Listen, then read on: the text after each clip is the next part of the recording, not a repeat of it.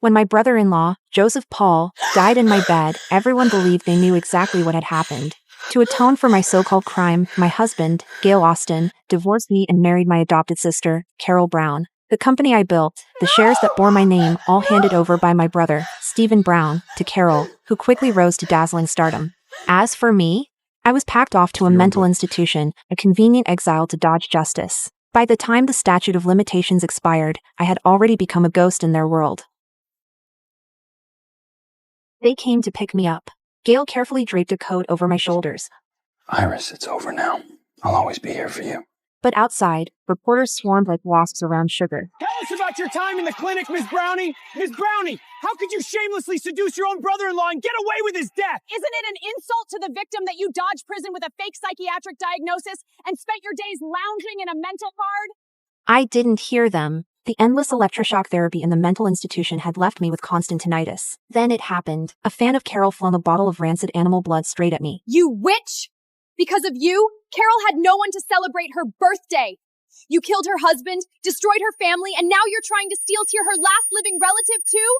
Why don't you just drop dead? I stood frozen as the thick liquid dripped down my face. But that wasn't true. Back then, they dislocated my jaw so I couldn't speak in my own defense. Forged evidence. Painted me as a monster. All to bury the truth. Carol was the real killer. Slowly, I raised a hand and wiped the blood from my eyes. No tears. No hysterics. Not even a flicker of reaction. I turned and walked away from the shouting crowd. Iris! Stephen's voice cut through the noise behind me, tight with disbelief. Where are you going? Where are you going? Don't make a scene here, Iris. We're taking you home. I stopped. Finally, I looked at them. Home? Which one? Stephen, didn't you sign over everything I owned to Carol? What home is left for me? Stephen's expression stiffened. I turned to Gail, whose fingers were still clamped tightly around my hand. I curved my lips into a bitter smile. Oh, congratulations on your marriage to Carol. Though honestly, no need to hide it next time. If you could carry on and fare under my roof, clearly public opinion doesn't trouble you. Iris! Must you talk to me with this attitude? What kind of attitude is that? After everything we've done for you, this is how you repay us. As they tugged at me, the same fan barreled forward again, eyes blazing with hatred. She raised her hand to slap me. Bitch! How dare you disrespect Stephen and Carol's husband? I ought to kill you! This time, Gail and Stephen caught her. Iris, can't you see you're only making things worse? Why can't you just talk through this? Seriously? Making things worse? Let me ask you something. What have I done from the very beginning to now that warranted any of this? She's a murderer. You protected her, locked me away in a living hell, and wrecked my life. And now you want me to thank you? You're no better than executioners. Shut up! There was no murder. Carol is a gentle, innocent girl. Don't you dare slander her. You're just jealous. You envy Joseph's love for her, and that's why you concocted this sick fantasy. Sending you to the mental institution was mercy. It was for treatment, not punishment. The least you can do is be grateful. Gail sighed. Iris, please, I know you feel wronged. Marrying Carol was temporary. She fell into a deep depression after Joseph's death. Being with her was part of your atonement. Once she's better, we can start over. I promise. And I'll never leave you again. I swing my hand and strike him across the face with all the force I have. The crack echoed through the air. Gail's head snapped to the side, a bright red handprint blooming on his cheek. Iris, have you lost your mind? Start over? Gail, you truly disgust me! Disgust me! Go live your perfect life with your dear Carol. A scoundrel and a scheming snake. You're a match made in hell. I won't keep you company anymore! Iris, this is your last chance! Kneel! Apologize to Gail and Carol right now. Or don't expect me to see you as my sister ever again.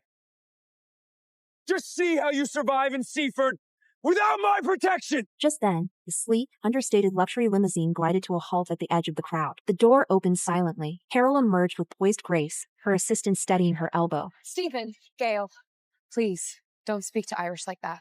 The moment Gail and Stephen saw her, they practically bolted to her side. Why did you come out, Carol? It's chaos out here. Get back in the car. He's right, Carol. You don't feel well. You shouldn't have come. Gail added, wrapping an arm protectively around her, shielding her from view. Their cautious demeanor was a blade in my gut. Once, they had cherished me in the same way.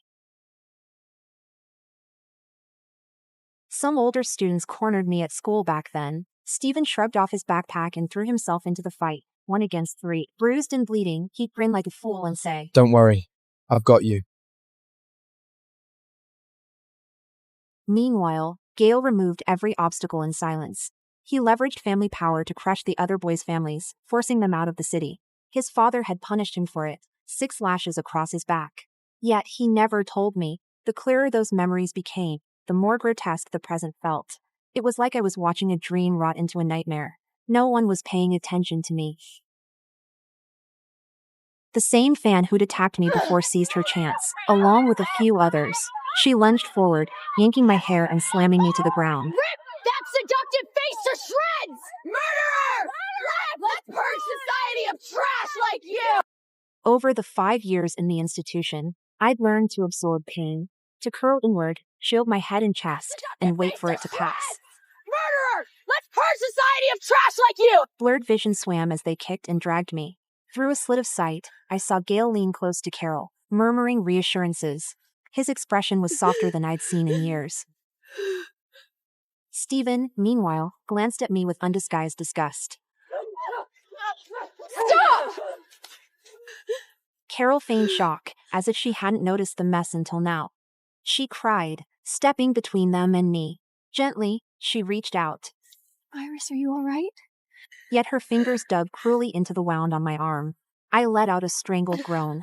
She flinched as if I'd burned her, then burst into dramatic tears. I'm sorry, Iris. I didn't mean to hurt you. I just wanted to help. How much longer will you keep hurting Carol? Still acting? After all this time, still playing the victim? Carol barely touched you and you clutch your wounds like martyrdom? Trying to pull that old trick again? Pretending to be her, saving me, then framing her and ruining her reputation?